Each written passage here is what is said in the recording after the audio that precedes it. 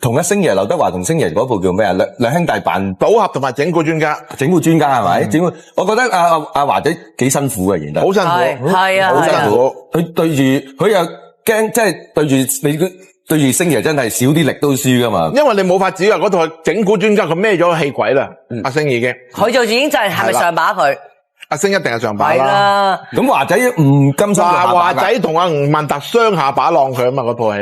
係啦，係咪呢個世界已經係冇人頂得住佢嘅？咁唔敢咁講嘅。唔係即係我講戲劇啊。暫時而家我唔敢講喎，佢而家整到自己個樣好阿伯咁樣，我又唔知喎。喂，咁周星馳啦，你咪曾經喺講過周星馳拍嗰部佢你 last 同佢合作嗰部叫咩？之王之王2000啦。2000就拍得好唔開心，佢又收好貴嘅喎，你又幫佢即係唔係江湖傳聞都係咁噶嘛？120萬一日，120萬一日，每日開工數100蚊紙，數到收工都未派晒，俾周星馳係咪？即係佢日數嘅9日係嘛？客串9日。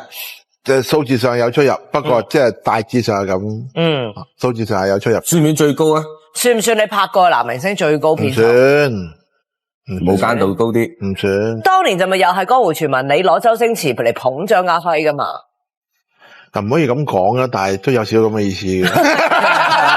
呢個方程式嚟，搵個大去捧個中噶嘛 ，up and coming 噶嘛。喂，但係你都咁啊，即係你幾錫張家輝喎？搵個唔止120萬一 day 去捧張家輝，咁諗住有回報啊嘛。咁有冇回報？冇啊。